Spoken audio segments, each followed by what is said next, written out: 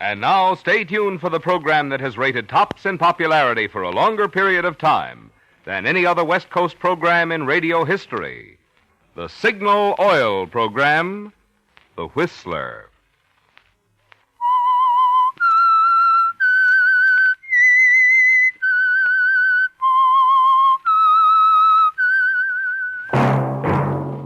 Signal, the famous Go Farther gasoline, invites you to sit back and enjoy another strange story by The Whistler.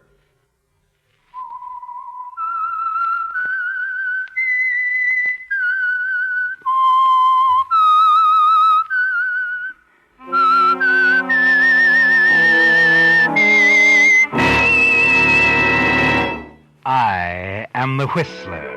And I know many things, for I walk by night. I know many strange tales hidden in the hearts of men and women who have stepped into the shadows. Yes, I know the nameless terrors of which they dare not speak. And now for the Signal Oil Company, the Whistler's strange story, Fateful Reminder.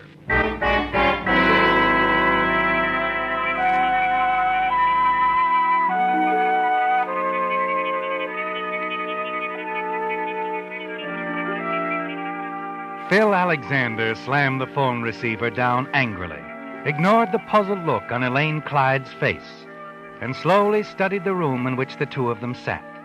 It was Phil's own office, his reward for 15 years of service in the interest of Menecs, distinguished jewelers. And now he was proprietor James Menecs' right-hand man. He was also the favorite of wealthy women like Elaine Clyde, seated across the desk from him. But that wasn't all about Phil Alexander. No. The phone call he'd just completed was a far more accurate yardstick of what he was really like, down inside. That call from Al Ferino, reminding Phil of a $10,000 gambling debt. Phil, what on earth's the matter? Oh, nothing, Elaine, really. Another client? As demanding as I am? No, nothing like that. About the ring mounting, do you like it? I do, very much. Your designer does such distinguished work. Aren't you going to talk me into buying it? You know, I never want you to buy anything that doesn't please you. Oh, of course you don't, dear. But I'm afraid you're not in a joking mood tonight. That phone call really distressed you, didn't it? Oh, now, please don't you worry about it. I shan't. And I'm going to get your mind off it, too. I'm having a little party tomorrow night. Suppose you come and make it a success. Tomorrow night? Sounds fine. I'll be there. At 8, Phil, dear. Until tomorrow night, then. Tomorrow night.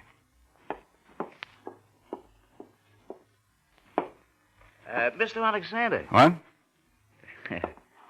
That's a nice doll. She look expensive. Who are you? Relax, Mr. Alexander. Ferino sent me over. Oh, look, you can't come in here, my place of business. But I did come in. You see, Ferino don't like phones banged up in his ears, and he wants his doll. Where does he think I'm going to get it? Well, that's not his problem. Tell you what, though. I'll give you a lead. Why don't you bring the doll that just left down to the tables tonight? We can fix it so she'll drop at least 10 G's. Then you'll be square. Oh, you get out of here. Okay. It's your right, Buster. Till Friday night, anyway. Friday night? Yeah, 11 sharp. Ferino's place. But Ferino I'm said... telling you what Ferino said. Friday night at 11. You pay up or... pay off, Mr. Alexander.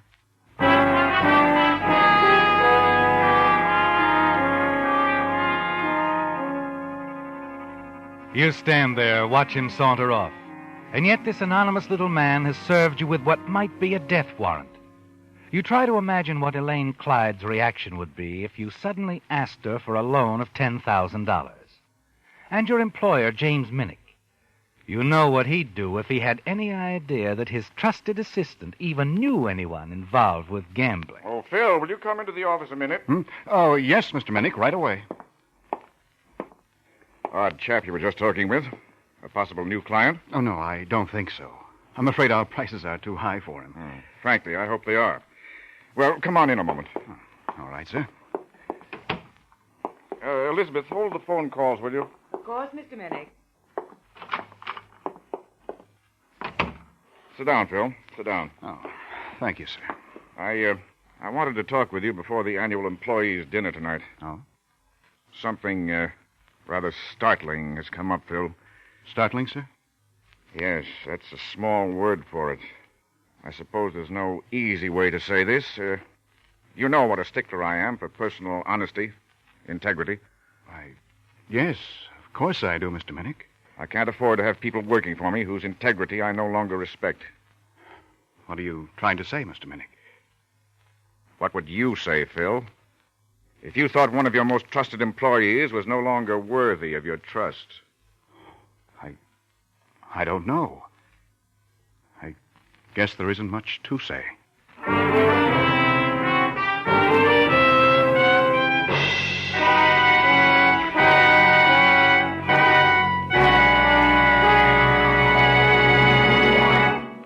If you don't have a new car, then, like most of us, you no doubt wish you did.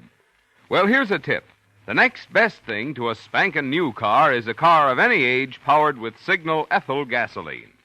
Yes, the premium grade of Signal's famous Go Farther gasoline is a true super fuel, scientifically engineered to bring out the best in any car of any age.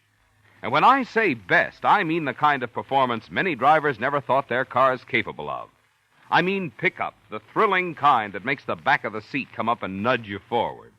And I mean power, the kind that hoists you smoothly, easily over hills that used to call for shifting. Now, don't get the idea, of course, that Signal Ethyl's going to let you step away from all new cars. After all, smart new car drivers use Signal Ethyl, too, to bring out all the exciting performance that's built into today's power-packed high-compression motors. But of this you can be sure. The next best thing to a new car is your car powered with Signal ethyl gasoline.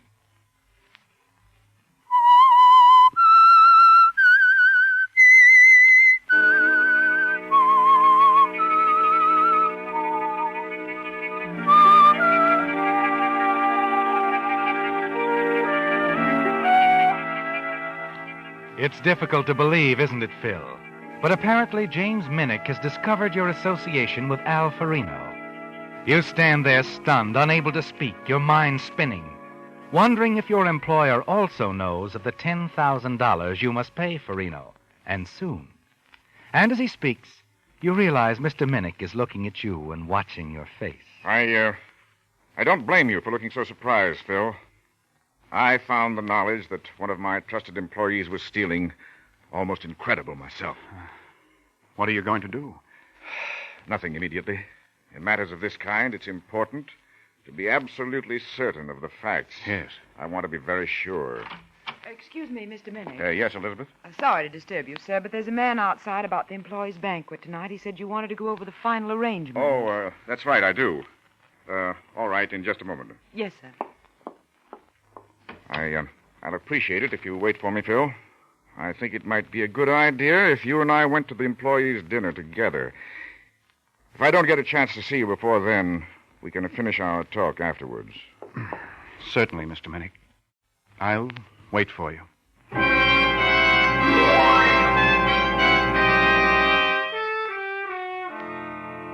You can't run, can you, Phil?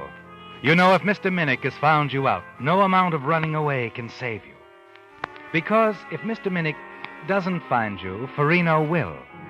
Mr. Menecs is unable to see you again before the annual employees' dinner. And as it progresses, you toy with your food. Half listen as Mr. Menecs delivers the familiar speech he makes every year about the rewards of honest endeavor, the value of personal integrity. But then something he says pulls you up short. Now, this is more than just our annual dinner tonight. It's an occasion. I've been advised by my physician to take a few months off. Mrs. Menecs and I are sailing to Hawaii. And while I'm gone, I'm placing the full responsibility of the store in the capable hands of Phil Alexander. Well,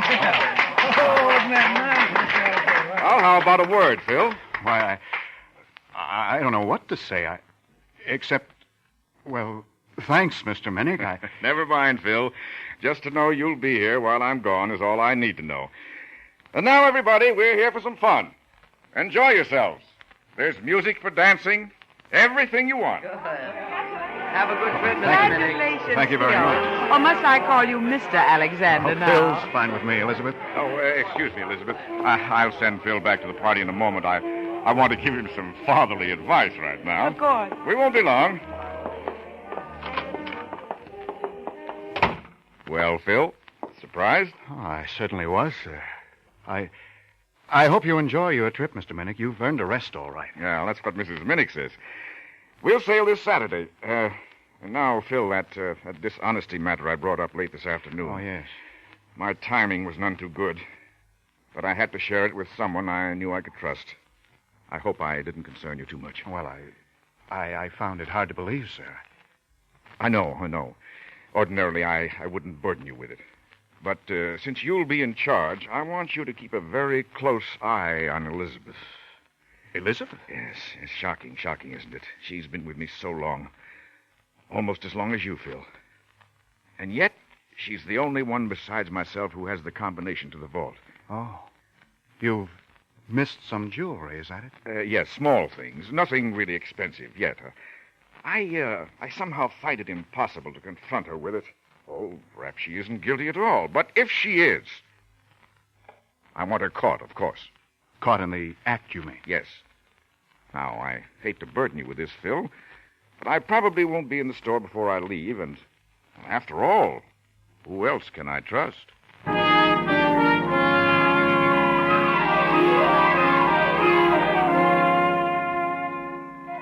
Your mind spins again, Phil.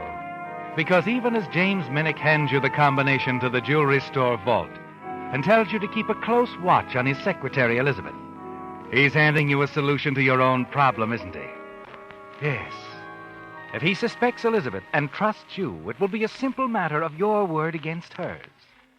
James Menecs has played right into your hands, hasn't he, Phil? And as you return to the company party, you've already a half-formed plan in your mind concerning Elizabeth. Oh, there you are, Phil. Don't Oh, you think you should at least save the last waltz for your new secretary? Well, I was thinking about that, too, but... Oh, you promised the dance to Mr. Menecs. No, not quite. You've been swimming in the punch bowl since I saw you last, huh? Oh, I was going to, but they tricked us. The punch has no punch. Pure fruit juice. How nourishing. Why, Miss Elizabeth, I believe they're playing our song. I bribed the leader. Well, shall we? Of course.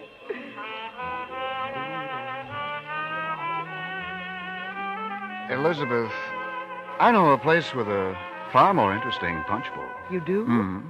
They fill the punch bowl with popcorn and serve you rare old native drinks like scotch and water. Sounds quaint. Oh, it is. And rare old native musicians play rare old native tunes like Ragma. Menecs' shadow with a sense of humor. I don't believe it. Let's go. I'll prove it to you.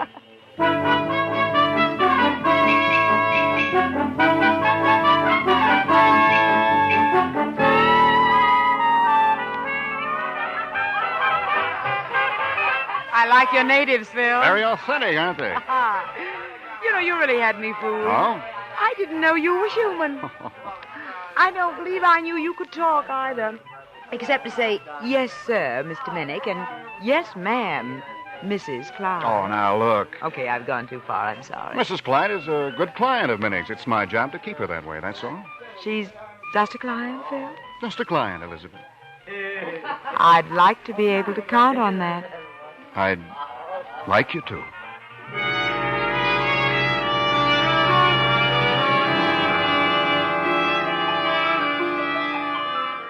It's going well, isn't it, Phil? You're certain now you'll have no trouble with Elizabeth. Her interest in you is obvious. And for the first time in weeks, you feel sure of yourself, don't you? Late that night, as you return to your apartment, your confidence is soaring. Been out celebrating, Phil? Huh? Ferino.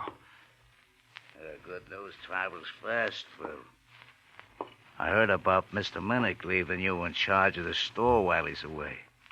That's fine, Phil. Fine. Look, Ferino, now that you know you'll get the 10,000, can you give me till Monday? Mr. Menecs sailing Saturday. I wouldn't want to do anything before he left town. You wouldn't, huh? No. I'll tell you something, Phil. The Friday night figure is 10 grand. By Monday, it's 20. Oh, look, you can't do that. No. Try me. But it isn't going to be simple to get the 10. And it could get a lot more complicated if I saw Mr. Menecs before he left, couldn't it, Phil? He wouldn't do that. Why would it get you? Off the hook for punks like you who got no business playing the wheel. I want my dough Friday night, Phil. No later.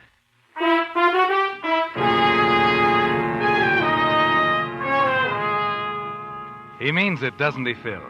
Friday night is your absolute deadline. And Ferino isn't letting you forget it for a moment.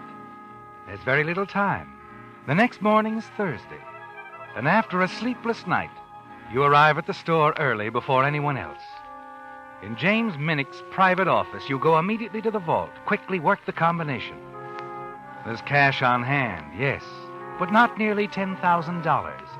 And the jewelry is all marked for delivery to clients that day. You don't dare disturb it. By mid-morning, immersed in store problems, you find yourself trembling, looking up nervously, constantly fearful that Ferino or another of his men will walk in on you. It's while you're making a quick tour of the display rooms that you finally do notice a strange man loitering about. And it takes all the nerve you can summon to approach him. Yes? Oh, Mr. Alexander? That's right. I have a message for you. Can we talk in private? See here. I've had enough of these messages as you describe them. Oh, yeah? Yeah. And my private office is not provided for such negotiations. Now, if you'll kindly... Wait a minute. I don't think you understand. I understand that I want you to get out of here. Look, the boss said... I know what your boss said. Tell him I'll have the money for him Friday somehow, some way. Uh-huh. Okay, Mr. Alexander. Oh, one other thing. You sure you know what I'm... Certainly I know. Tomorrow night, 11 sharp at Ferino's place, I'll have the 10,000. Now, get out of here.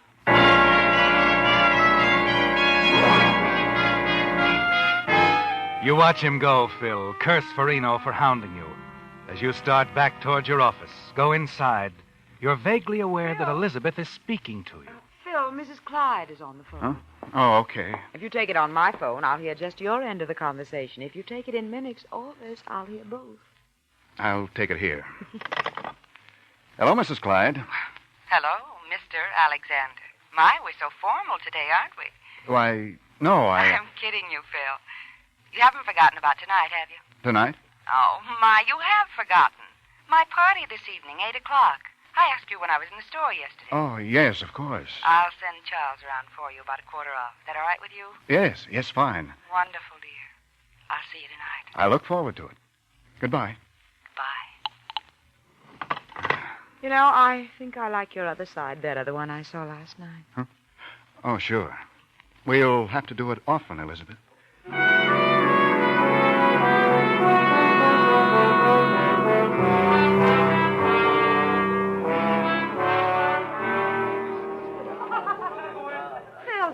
You're not having any fun. Of course I am, Elaine. Everyone enjoys your parties. Just the same, I'm afraid you're taking your new responsibilities at the store too seriously. Perhaps that's it. I know something that'll put that old gleam back in your eye. Come on in the library. Oh, all right. Sit down at the desk, Bill. Mm-hmm. I want you to see these in a proper setting. The light's better there. You're being pretty mysterious. Oh, I mean to be. Can I trust you not to watch the combination to my wall safe? Why, yes, I think so. Oh, believe me, I'm not worried. Now then, what do you think of these? Good heavens, Elaine. Nice, aren't they? They're unbelievable. Diamonds, sapphires, emeralds. Not many of each, of course. But I did think they might make a nice bracelet. Oh, I'm sure they would. Now, I want you to take them. Take them? To Jacques at the store, darling. Let him study them. Work out the bracelet design. When it's ready, I'll stop by and see it. But about the gems? Can't you keep them in the vault at the store for me? Oh, certainly. We'll be glad to. Why not have Charles deliver them to Miss Patton in the morning? Miss Patton? Mr. Menecs' secretary, Elizabeth Patton. Checking things in and out of the vault is her job. Even if you sent them to me, I'd have to turn them over to her. All right, Phil, if that's the procedure. I'll send them in tomorrow. Good. Now let's get back to your party, shall we? I promise you I'll be a model guest the rest of the evening.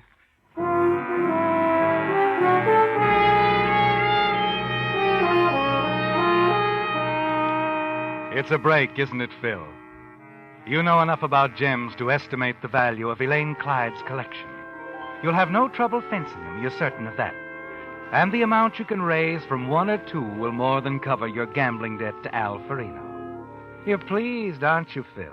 Because your plan is so simple, so easy.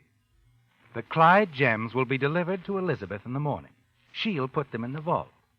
And once any of them are missing, you're certain all the evidence of theft will point to her. You're at the office Friday morning, confident that you'll be able to keep your 11 p.m. appointment with Ferino and keep on living in the bargain. Good morning, Elizabeth. Oh, good morning, Phil. Well, your party last night must have agreed with you. Oh, feel fine. So fine, in fact, I'd like to have dinner with you this evening. You know, that's nice, because I'd like to have dinner with you, too. Oh, good. I'm afraid I'll have to run out on you afterward. Have to have a business appointment, you see. But at least we'll have fun at dinner. I'm sure we will. We can go from work, if that's okay with you. Fine. See how agreeable I am? Oh, I almost forgot. Mrs. Clyde's chauffeur is bringing some stones in this morning. It wants us to keep them in the vault for her until our designer makes them into a bracelet. You'll check them into the vault, won't you? Why, yes, of course. Have you any idea of their value? No. We'll have to have them appraised in the next day or so. Well, I'll take care of them. I've got to keep some appointments for Mr. Menecs today, so I probably won't be around until dinner time. If anything comes up... Oh, my goodness, something did come up. I guess it isn't too important, but that man was around here when I came to work this morning. Man? Well, you know, the fellow you were talking with yesterday on a personal matter, you said. Oh. Did you talk to him? No. If he should come back, shall I tell him anything for you? Yes. Tell him hello.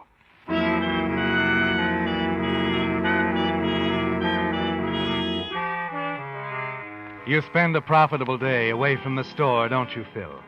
Yes, you make contact with an established fence in the city. Describe the stones you'll deliver to him later that evening, and get his assurance that if they are as you say, you'll easily get the $10,000 you require. Early that evening, you have dinner with Elizabeth. Send her home, see her home afterward, and then set your final plan into motion. You go directly to the store, let yourself into the darkened building, and make straight for the vault in Mr. Menecs' office.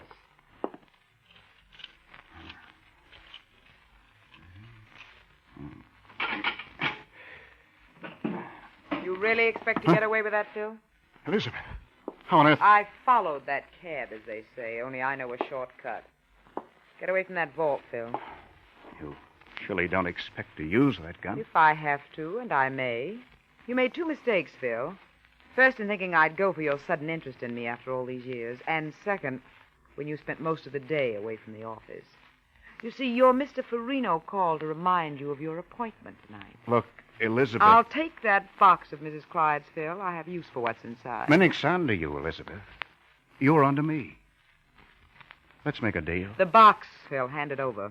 Menecs will be no concern, and you little use where I'm going. Okay, I'll hand it over.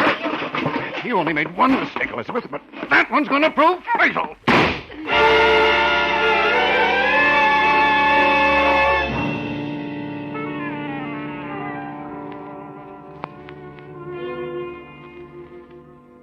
Well, Lieutenant? Sure adds up just as you tell it, Mr. Alexander. Funny, you say the girl worked for Menecs a long time, too. Yes, almost as long as I have. You know, it's terrible. Mr. Menecs was suspicious of her before he left. I tried my best to watch her. That's why I had the gun ready, but... You did your best. You couldn't know she had an accomplice. Didn't get a good look at him, huh? No, he managed to leap out past me, knock the gun from my hand. But not before... I know.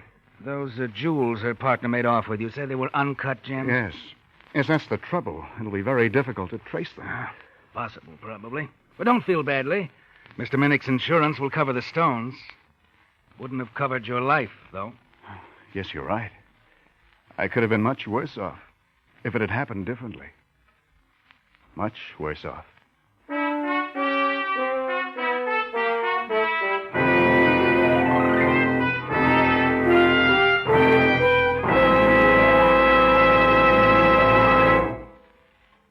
How long will your car last?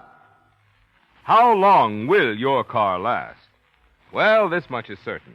If you could reduce engine wear 50%, your car should last a lot longer, shouldn't it? And now you can do just that. Reduce engine wear due to lubrication 50% with wonderful new Signal Premium Motor Oil. Think what this can mean to you in extra savings, extra driving pleasure. Thanks to new Signal Premium, your car should now run twice as many miles before needing an overhaul due to engine wear. If your car is not already an oil eater, new Signal Premium should help you enjoy low oil consumption twice as long. And speaking of price, although most things have gone up, this superior heavy-duty type oil that gives you all these extra benefits has not been increased in price at Signal stations.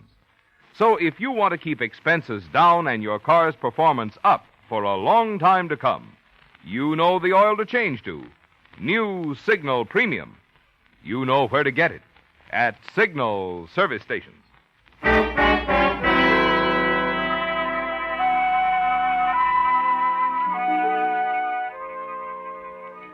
It went very well, didn't it, Phil? With James Menecs having warned you of his suspicions of Elizabeth, it seemed to the police as if you had caught her in the act of theft. There is no suspicion that it was the other way around, that Elizabeth interrupted you and that you killed her. You've convinced the police Elizabeth had an accomplice, and that he managed to escape with the uncut gems belonging to Elaine Clyde. You feel certain of success now, particularly after having disposed of the jewels to a local fence. The money is nestled in your inside coat pocket, ready for payment of your gambling debt, and it's shortly before 11 p.m. You're right on schedule as you enter Al Ferino's gambling establishment. On the black number, ladies and gentlemen. The black this time. Excuse me. Excuse me, please. Come in. Right on time, Ferino. Yeah, I see. And here's your money. Now, see, your lackey is on hand to count it for you. You're so right, Mr. Alexander. I'll say something for this boy, Ferino. He was more polite than that first one you sent. Yeah? Actually seemed concerned about my being upset, worried. I was worried, Mr. Alexander. Worried and very puzzled. I got news for you, Phil. This is not my boy. Huh? What are you talking about? He's a cop. Your boss was worried about you because of that Elizabeth thing. Thought she might give you some trouble. Mr. Menecs called headquarters, asked us to look in on you from time to time. And you weren't sent by Al here. I put you on the track myself. You sure did. I've had you tailed since that day in the store. I don't believe it. You wouldn't have let me kill her. We were too late to stop you, that's all. Didn't know she'd walk in on you. Too bad. But now we've got all the answers. And they add up to murder.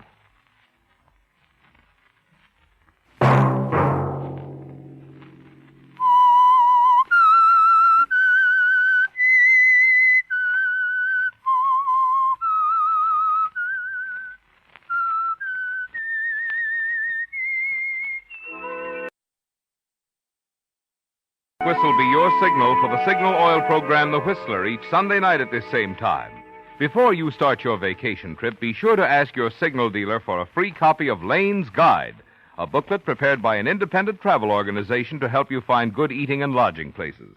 While no pocket-sized booklet can include all the good hotels, motels, and dining places, Lane's Guide covers a representative selection in hundreds of cities and towns.